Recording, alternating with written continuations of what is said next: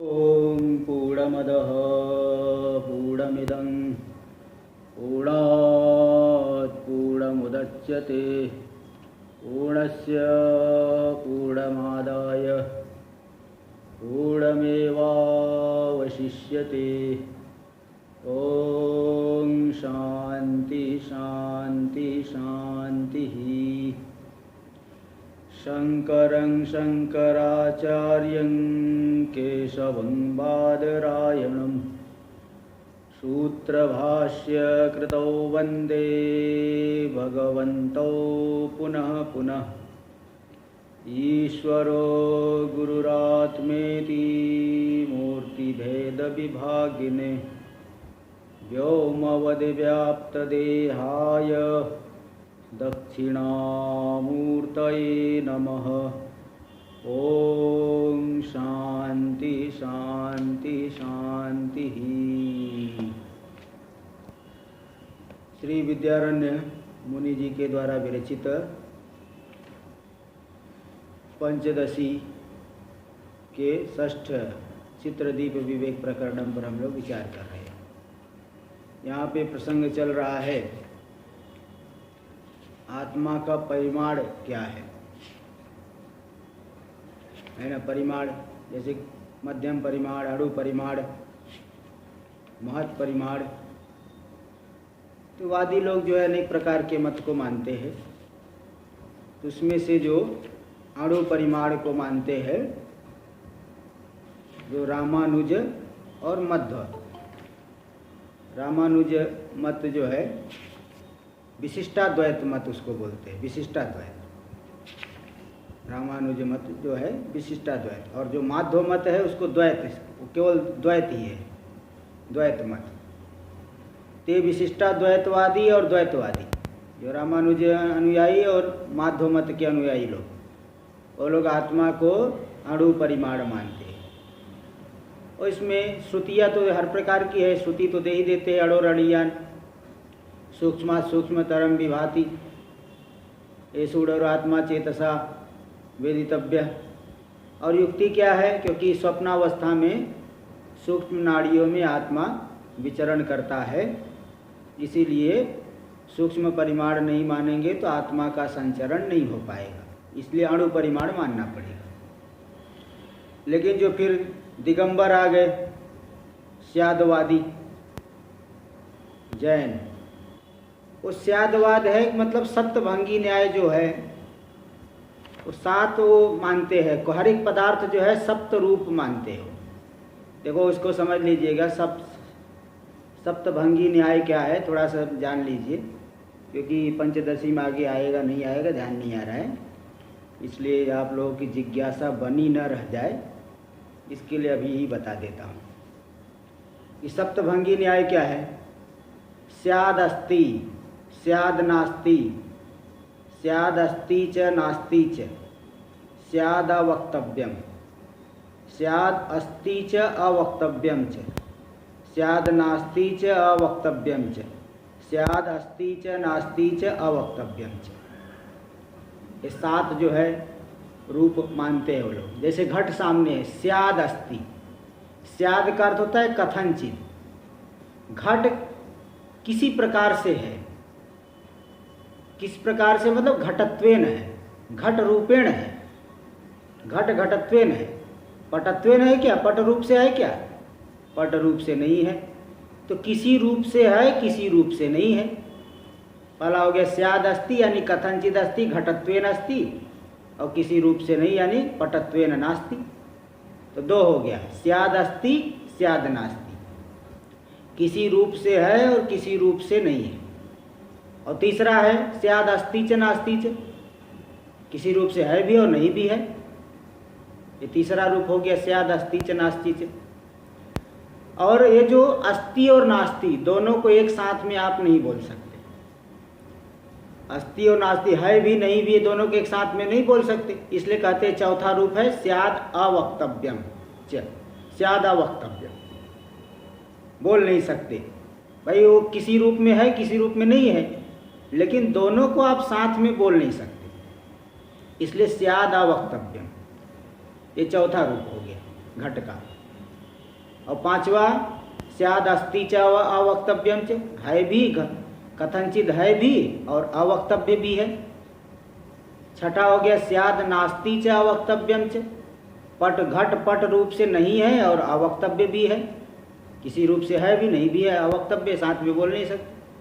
और सप्तम रूप हो गया स्याद अस्ति च नास्ति च अवक्तव्यम च, किसी रूप में है भी किसी रूप में नहीं भी है और अवक्तव्य है, बोला भी दोनों साथ में नहीं बोल सकते इसलिए अवक्तव्य है। यही 7 हो गए। देखो इसी कहते सप्तभंगी न्याय।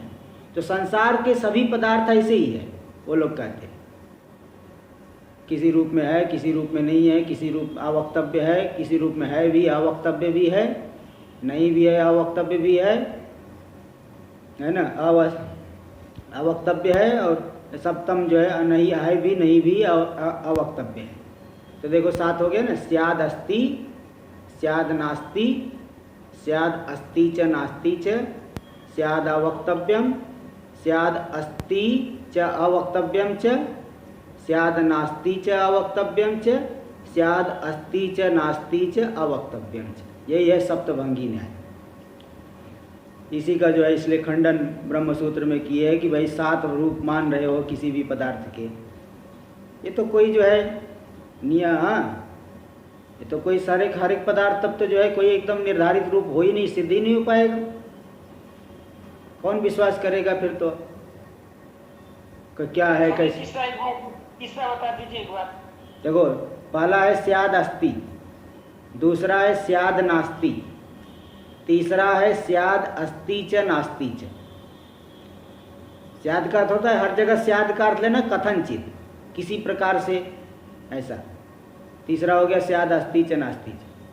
और चौथा है स्याद अवक्तव्यम, पांचवा स्याद अस्ति च अवक्तव्यम च, छठा स्याद नास्ति च अवक्तव्यम च, सप्तम है स्याद अस्ति च नास्ति च अवक्तव्यम च। ऐसा वो मानते हैं, इसीलिए उसको स्यादवाद भी बोलते हैं जैन मत को, और सप्तभंगी न्याय बोलते हैं। सप्तभंगी न्याय किसी भी वस्तु का सप्तभंग, 7 जो है रूप, ऐसा मानते हैं। तो मध्यम परिमाण मानते हो लोग, वो लोग बोलते शरीर के परिमाण का है। अब इस पे शंका होती है, देख लीजिए 83 नंबर श्लोक। शंका जो है, ननु मध्यम परिमाणत्वे श्रुति सिद्धो नाड़ी प्रचारो न घटते। अगर आप आत्मा का मध्यम परिमाण मानोगे तो श्रुतियों में जो नाड़ी में संचरण आत्मा का माना गया है वो नाड़ी में संचरण नहीं हो पाएगा। जब आप आत्मा को मध्यम परिमाण मानोगे तो मध्यम परिमाण वाला कहाँ से नाड़ी में संचरण करेगा, शरीर परिमाण वाला हो गया तो नाड़ी में कैसे घुस पाएगा आत्मा। इसलिए श्रुति में जो नाड़ी प्रचार स्वप्न आदि अवस्था में बताया गया है, स्वप्न का दर्शन नाड़ियों में करता है, वो नाड़ी प्रचार घटेगा नहीं, संभव नहीं हो पाएगा। इत्याशंक्य आह, ऐसी जो है ऐसी आशंका को उत्थापन करके वो समाधान दे रहा है जैन दिगंबर। क्या समाधान दे रहा है? 83 नंबर श्लोक 83। सूक्ष्म नाड़ी प्रचारस्तु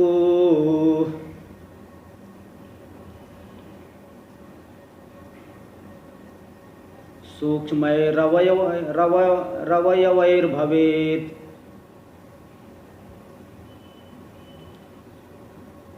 स्थूलदेहस्य हस्ताभ्यां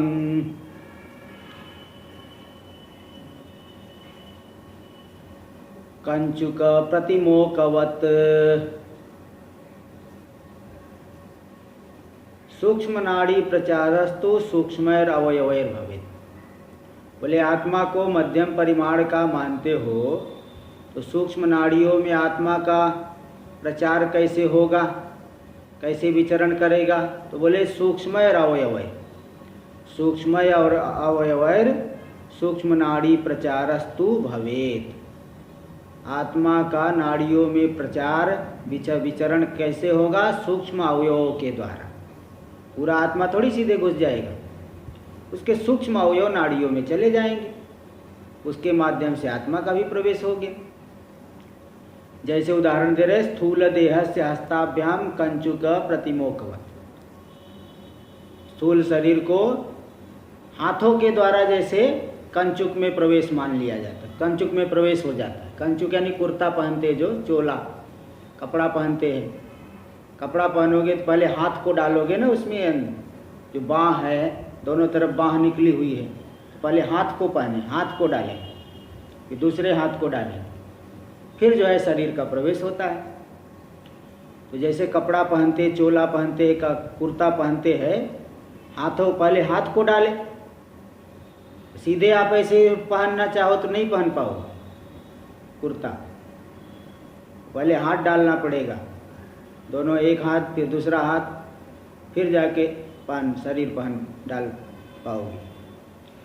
तो जैसे कंचुक पहना जाता है, कैसे कंचुक कुर्ते को, चोले को कैसे पहनते हैं? हस्ताभ्याम, दोनों हाथ डाल करके फिर स्थूल शरीर का प्रवेश हो जाता है। तो पहले मतलब पतला हाथ डाले, फिर स्थूल शरीर गया।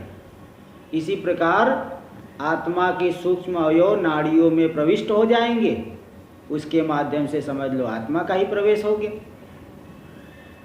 आत्मा का प्रवेश हो जाएगा। इसलिए आत्मा स्वप्नावस्था में सूक्ष्म नाड़ियों में विचरण करते हुए उसका अनुभव कर सकता है।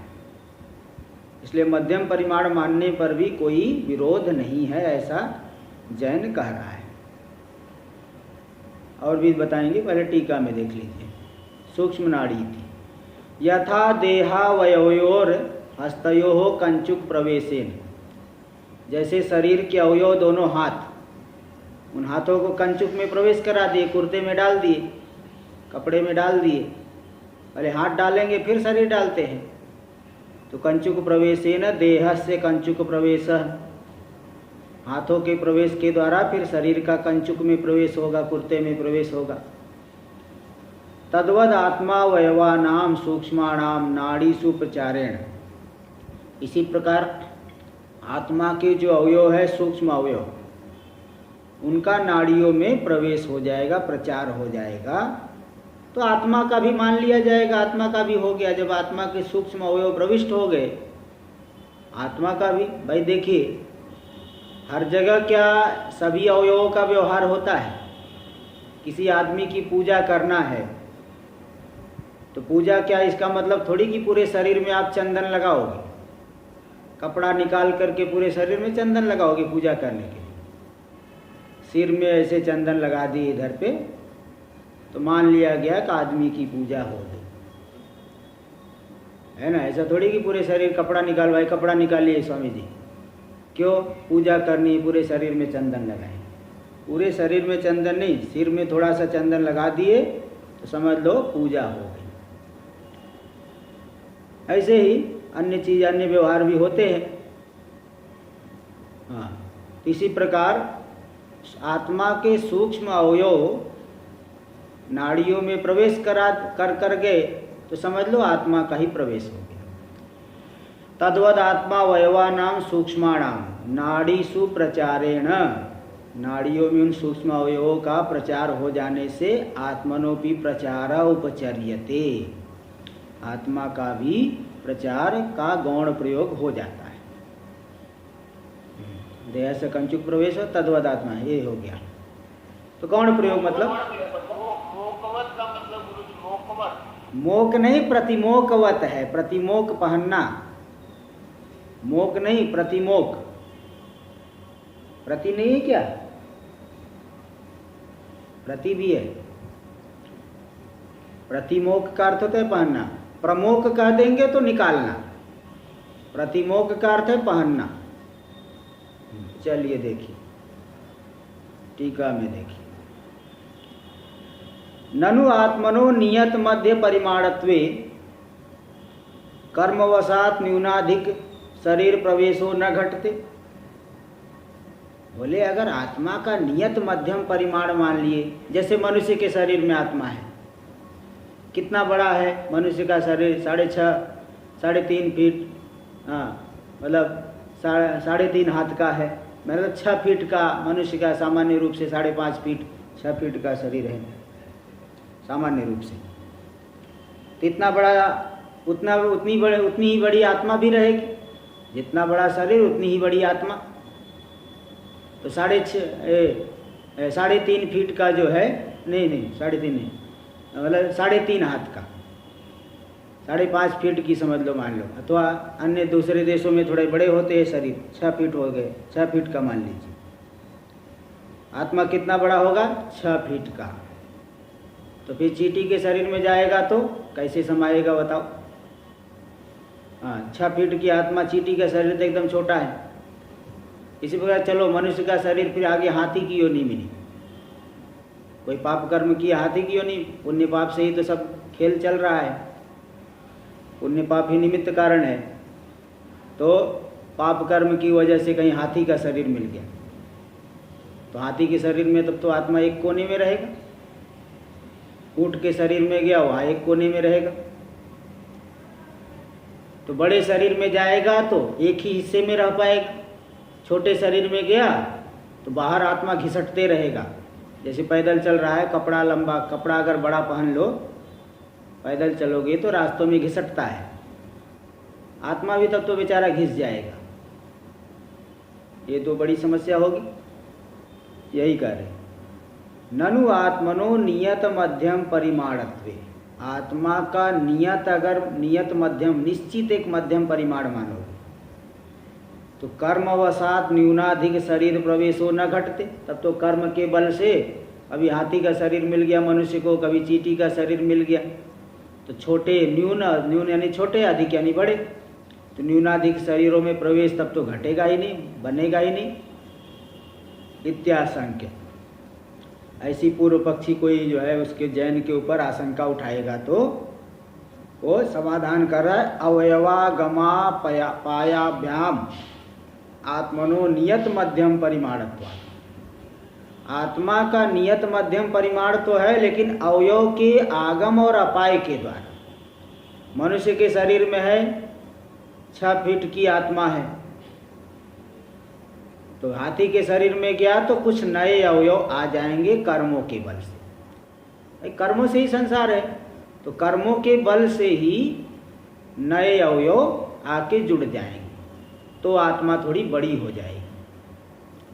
और चींटी के शरीर में जाएगा, सांप के शरीर में जाएगा, कुत्ते के शरीर में जाएगा, तो पुराने अवयव जो है कुछ अवयव हट जाएंगे, कुछ अवयव हट जाएंगे, तो फिर उस शरीर में फिट एकदम बैठ जाएगा, पूरा एकदम उसके साइज का, जितना बड़ा कुत्ते का शरीर है अथवा सर्प का शरीर है उतने ही साइज का हो जाए, उतने ही बड़ा हो जाएगा। इसलिए वो समाधान दे रहा, अवयवागमा पायाभ्याम, आगम यानी उत्पत्ति, कुछ नए अवयव की उत्पत्ति होगी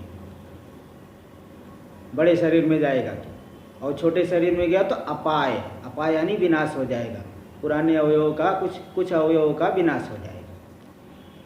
अवयव की उत्पत्ति और विनाश के माध्यम से आत्मा नियत मध्यम परिमाण वाला रहेगा, मतलब जितना बड़ा शरीर रहेगा उतना ही बड़ा नियत मध्यम परिमाण वाला वह रहेगा।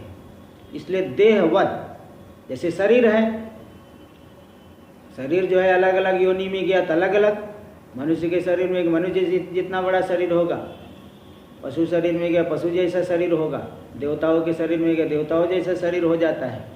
इसी प्रकार आत्मा भी उतने ही परिमाण वाला हो जाता है। इसलिए उभयम न विरुध्यते, उभय बड़े शरीर में और छोटे शरीर में दोनों में प्रवेश का कोई विरोध नहीं है, न्यूनाधिक शरीर प्रवेश का कोई विरोध नहीं है। बड़े शरीर में छोटे नए अवयव आ गए, छोटे शरीर में पुराने अवयव हट गए। इत्याह, इसी बात को वह जैन समाधान रूप से कहता है। श्लोक नंबर 84 देखिए, न्यूनाधिक शरीरेषु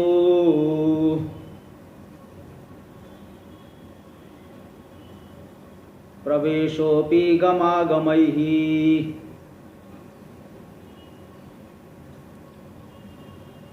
आत्मांशानां भवेत्तेन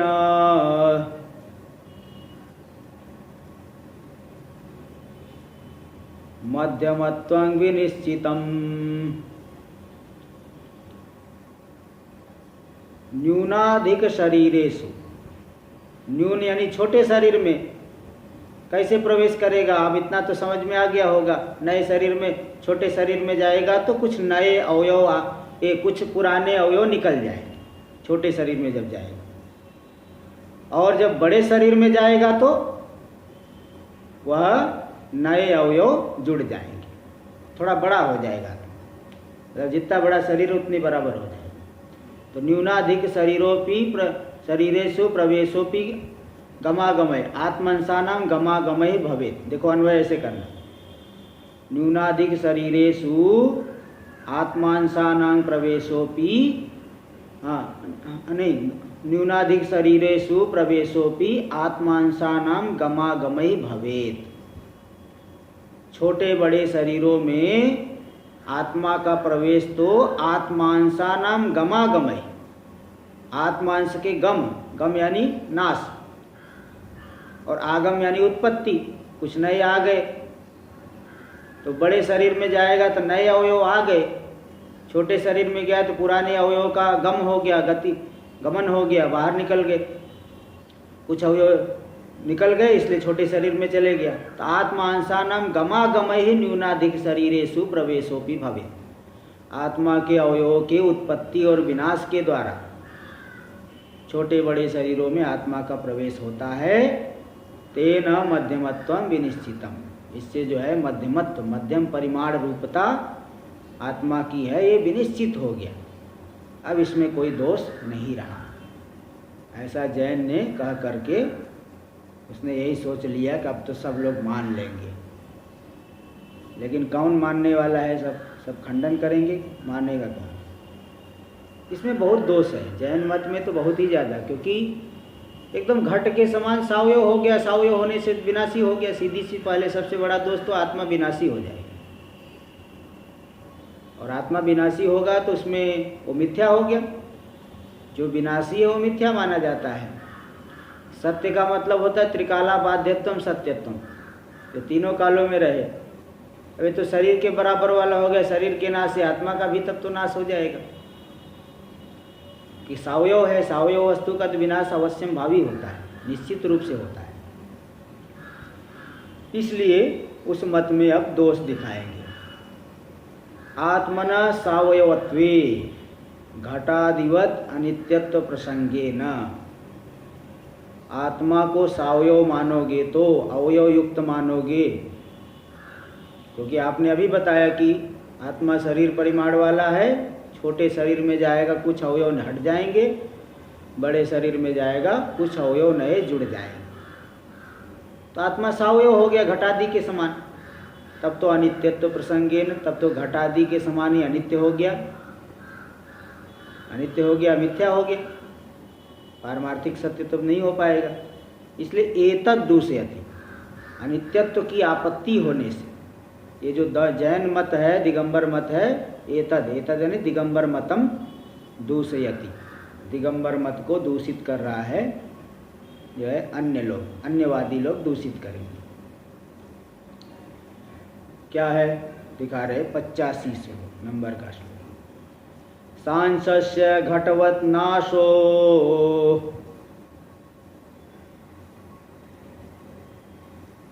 भवत्येव तथा सती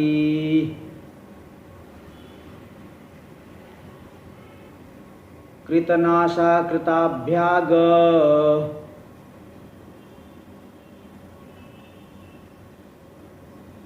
मयोः को वार को भवेत्।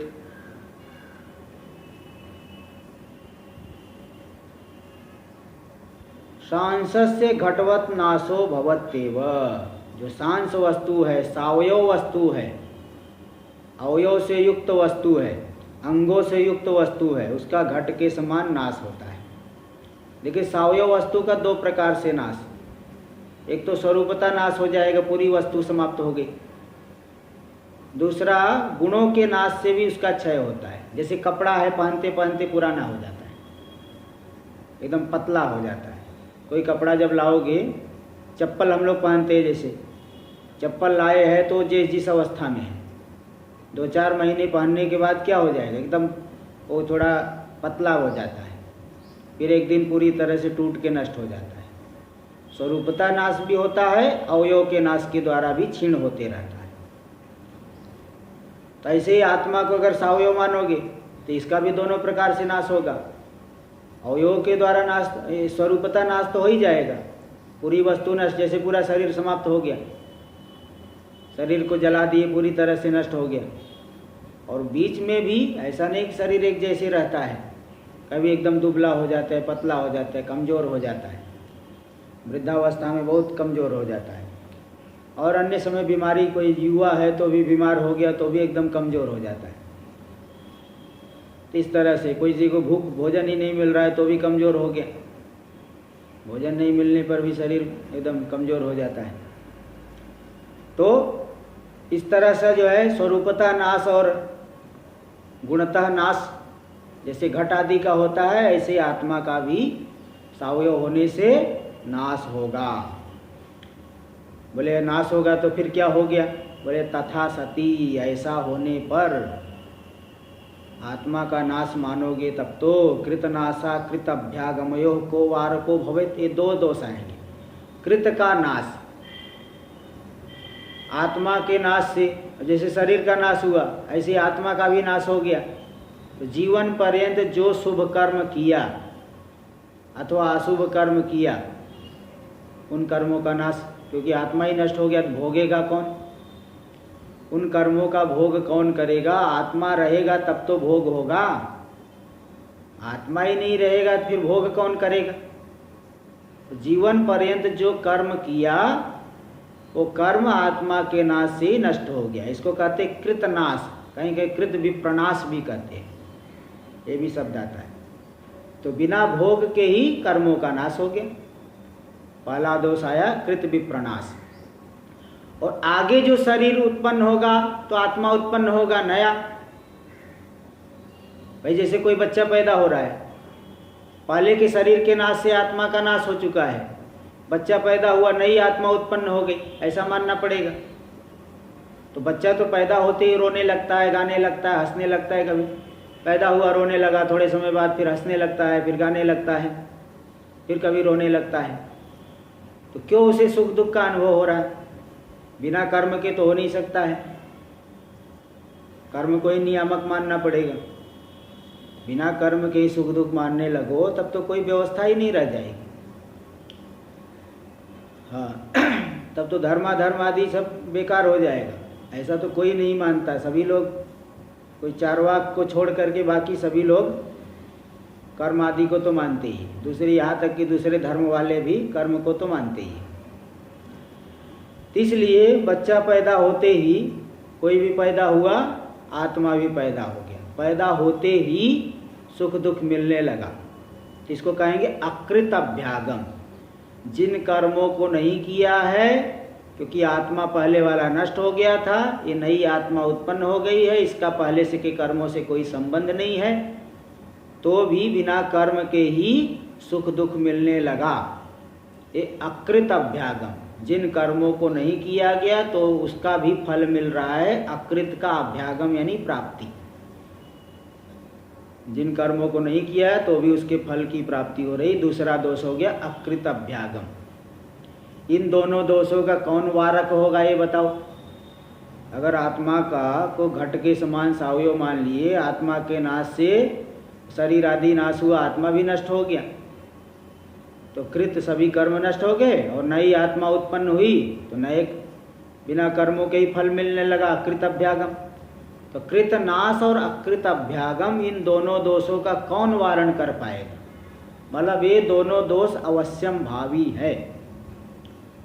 इसलिए आपका जो मत है बहुत खतरनाक है। ये ऐसा बताओ, ये ऐसा कैसे संभव हो सकता है?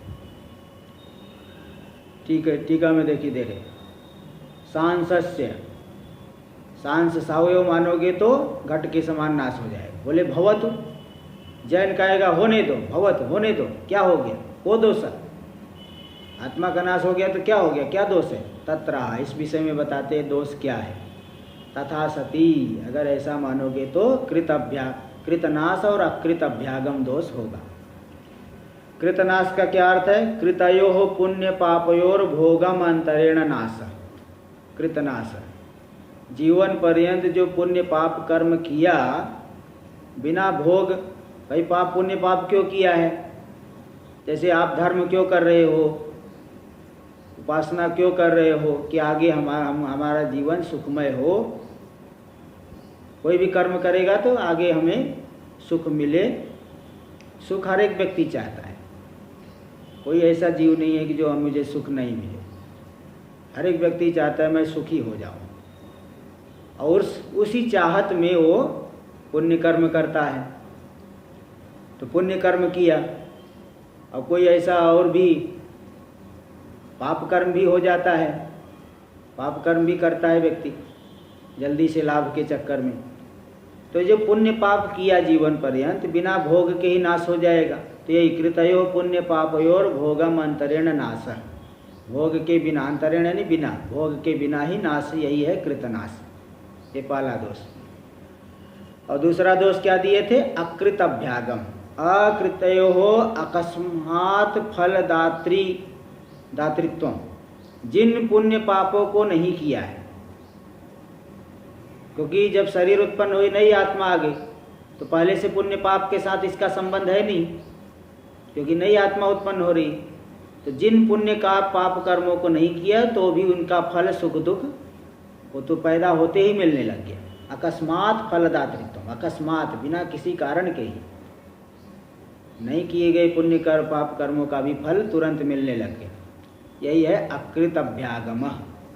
अकृताभ्यागम है, अकृत अभ्यागम दोष हो गया। एतद् दोष द्वयम आत्मनो अनित्यत्वाभ्युपगमे भवेदिति भाव। आत्मा को अगर अनित्य मानोगे तो ये दोनों दोष अवश्य ही होंगे। और भी दोष है, आत्मा मिथ्या हो जाएगा। आत्मा का विनाश हो गया तो आत्मा तो मिथ्या होगी, आत्मा सत्य नहीं हो पाएगा। वो भी दोष ले लेना, उपलक्षण विधेय। ते दोनों दोष भी रहेंगे और भी दोष होते हैं, इसलिए आत्मा को सावयव नहीं कह सकती। फिर जैन ने कहा भाई फिर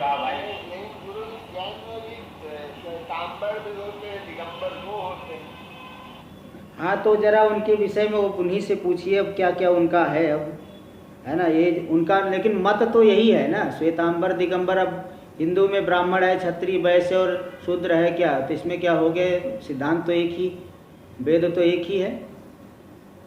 और मत जो है उसी में अवान्तर भेद थोड़ा करते होंगे, साधना पद्धति में थोड़ा अलगाव थोड़ा रहेगा। बाकी मत तो एक ही है। श्वेतांबर के लिए अलग मत है, दिगंबर के लिए अलग मत है, ऐसा नहीं आया है। ठीक है, ये तो अगर कुछ उनका होगा तो उन्हीं से पूछना पड़ेगा। मुझे तो उनके कोई विशेष इंटरेस्ट नहीं है किसी से पूछने में। आप लोग रहते हो आसपास में कोई तो पूछिए। वैसे मत तो यही एक ही आता है, कहीं पे भी ब्रह्मसूत्र देख लीजिए, उपनिषद देख लीजिए, गीता देख लीजिए और यहाँ देख लीजिए, एक ही मत आता है प्रकरण ग्रंथों में। चलिए देखिए आगे। अतः फिर बोले अच्छा क्या माने फिर, आत्मा का कौन सा परिमाण मानना ठीक है? मध्यम परिमाण में भी, अणु परिमाण में भी दोष दिखाया गया, मध्यम परिमाण में भी दोष दिखा दिए, तो फिर क्या माने? तो बोले जो बच गया उसी को मानो। पारिशेष्य न्याय इसी को बोलते हैं। पारिशेष्य न्याय क्या? प्रसक्त प्रतिषेधे अन्यत्रा प्रसंगा शिष्यमाणे संप्रत्यय परिशेष। जो पहले से प्राप्त हो रहे थे उनका प्रतिषेध कर दिए। यानी तीन मत में अणु परिमाण और मध्यम परिमाण का तो प्रतिषेध कर दिए। अन्यत्र यानी चौथा कोई है नहीं, तो जो तीसरा बच गया है उसी में ही कार्य को जान लेना, ये पारिशेष्य है। जैसे कोई राजा के 3 लड़के हैं, 2 योग्य नहीं है, 2 अधार्मिक है, योग्य नहीं है, चौथा कोई है नहीं, तो तीसरे को बनाएगा वो राजा जो तीसरा वाला है। इसी को कहते हैं पारिशेष्य न्याय। यहाँ 3 मत थे, या तो अणु हो सकता है, या मध्यम हो सकता है, या महान महत् परिमाण हो सकता है। तो अणु परिमाण और मध्यम परिमाण का निषेध कर दिए, तो चौथा तो कोई है नहीं, तो बच गया जो तीसरा ही बच रहा है, चौथा तो कोई है नहीं। इसलिए तीसरे को ही सिद्धांत रूप से ले लेना, यही पारिशेष्य न्याय से, इसको कहते पारिशेष्य न्याय। अतः परिशेषाद, परिशेष से जो बच गया है तीसरा, आत्मनो विभुत्वम सिद्धम, आत्मा विभु परिमाण वाला है, महत् परिमाण वाला है, ये सिद्ध हो गया इत्यादि। इसी बात को श्लोक नंबर 86 देखिए। तस्मादात्मा महानेव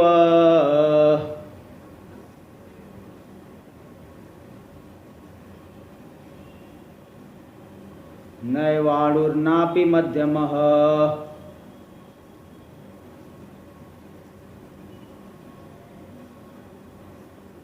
आकाशवत् सर्वगतो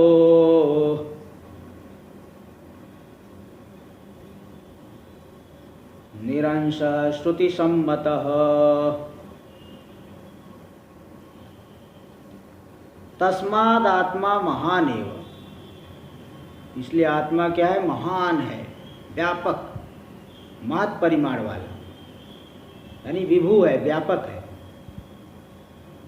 नैवाणुर नापि मध्यमा, ऐसा नहीं समझ ले बीच में अणु हो जाएगा अथवा मध्यम हो जाएगा। अणु और मध्यम नहीं, बल्कि व्यापक है, आकाश के समान व्यापक। इसलिए आकाशवत जगह जगह उदाहरण आता है, गीता आदि में भी आया है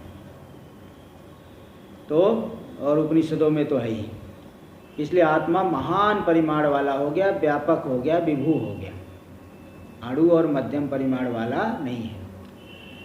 आकाशवत सर्वगत, जैसे आकाश सब जगह गया हुआ है, व्यापक है। ऐसा ऐसी कोई जगह नहीं है जहाँ आकाश न हो। यहाँ से वैज्ञानिक लोग अब कितने दूर दूर तक सैटेलाइट छोड़ दिए हैं, लेकिन ऐसी कोई जगह नहीं जहाँ आकाश न हो, क्योंकि आकाश ही नहीं होगा तो फिर आप जा नहीं सकते ना कहीं। अवकाश दातृत्वम आकाशत्वम, आकाश किसे कहते? जो अवकाश दे, खाली जगह।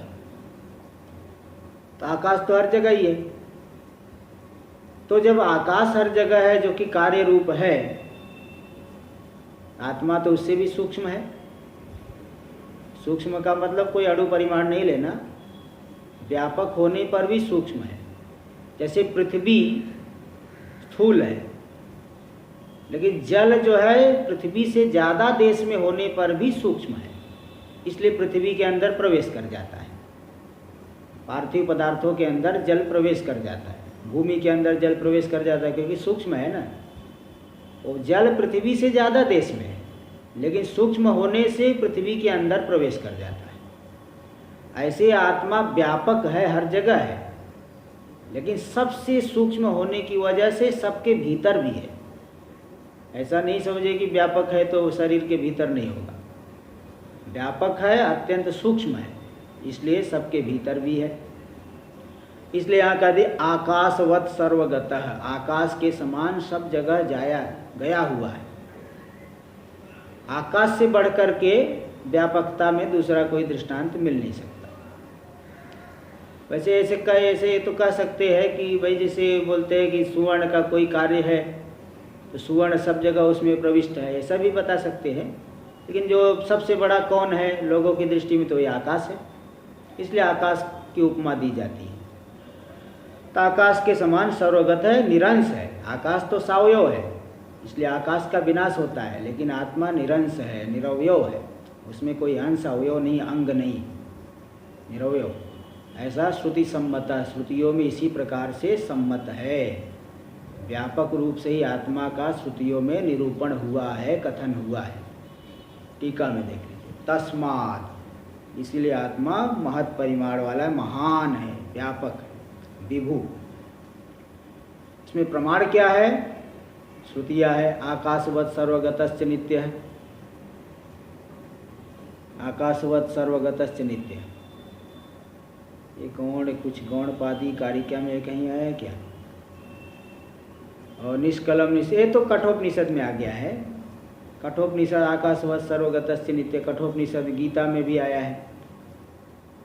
ये गौण लिखे है, बल्कि कठोपनिषद का देना गौण हो सकता है, कुछ गौण वो कुछ गौण ऐसा कुछ उपनिषद हो, इसमें श्रुति ही देंगे ना यहाँ पे, या कारिका में हो सकता है।